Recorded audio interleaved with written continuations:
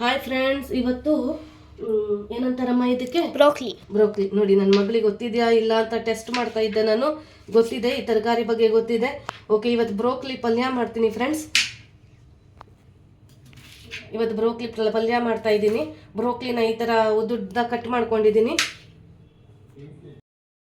ನೋಡಿ friends. PAN ಇಟ್ಕೊಂಡಿದ್ದೀನಿ, ಪ್ಯಾನ್ನಲ್ಲಿ oil ಹಾಕ್ಕೊಂಡಿದ್ದೀನಿ. ಎಷ್ಟು ಆಯಿಲ್ ಸಾಕು, ಜಾಸ್ತಿ ಬೇಡ. ನೋಡಿ, ಸಾಸಿವೆ ಹಾಕ್ತೀನಿ, ಸ್ವಲ್ಪನೇ ಹಾಕ್ತೀನಿ. ಆಯಿಲ್ ಗರಂ ಆಗಿದೆ. ಹಿಂಗೆ ಹಾಕ್ಕೊಳ್ತೀನಿ.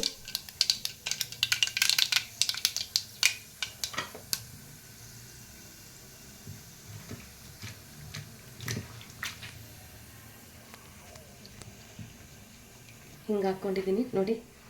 ಈಗ ಬ್ರೋಕ್ಲಿ ಹಾಕ್ತೀನಿ.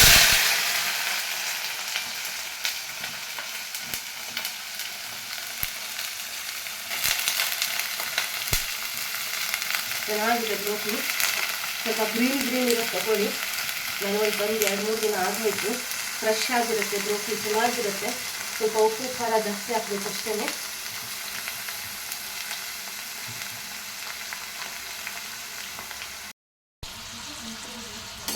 ನೋಡಿ, ಇದನ್ನು ಮೇಲೆ ಕೆಳಗೆ ಮಾಡ್ಕೊಳ್ತೀನಿ. ಕೈಯಲ್ಲಿ ಆಡಿಸ್ಬೇಕು ಸ್ವಲ್ಪ ಪಲ್ಯದೊಳಗಡೆ.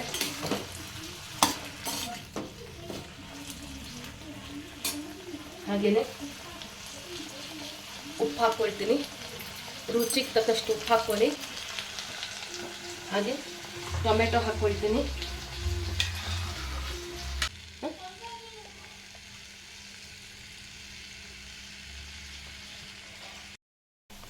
ನೋಡಿ, ಇದು ಬ್ರೋಕ್ಲಿ ಇದಾಗಿದೆ, ಬೆಂದಿದೆ. ಸೊ ಚಿಲ್ಲಿ ಪೌಡರ್ ಹಾಕ್ತಾ ಇದ್ದೀನಿ.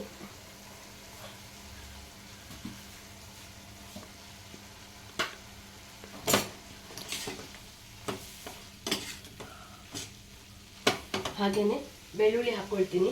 ಬೆಳ್ಳುಳ್ಳಿ ನಾನು ಪೇಸ್ಟ್ ಮಾಡಿ ಇಟ್ಕೊಳ್ಳಲ್ಲ, ನಾನು ಅದೇ ಟೈಮಲ್ಲಿ ಮಾಡ್ಕೊಂಡ್ಬಿಡ್ತೀನಿ.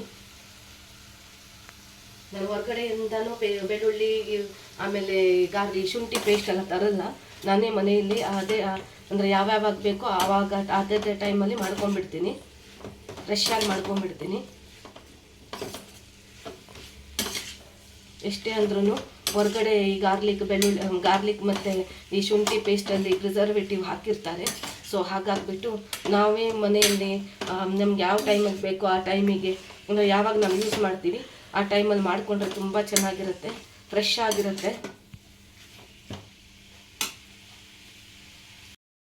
ನೋಡಿ ಫ್ರೆಂಡ್ಸ್, ಬ್ರೋಕ್ಲಿ ಪಲ್ಯ ರೆಡಿ. ಕಲರ್ಫುಲ್ ಬ್ರೋಕ್ಲಿ ಪಲ್ಯ, ಗ್ರೀನ್ ರೆಡ್, ತುಂಬ ಟೇಸ್ಟಿಯಾಗಿದೆ. ವಾರಕ್ಕೊಂದ್ಸಲ ಮಾಡ್ಕೊಳ್ತೀನಿ. ಬ್ರೋಕ್ಲಿ ಒಳ್ಳೆಯದು ಜೀವಕ್ಕೆ.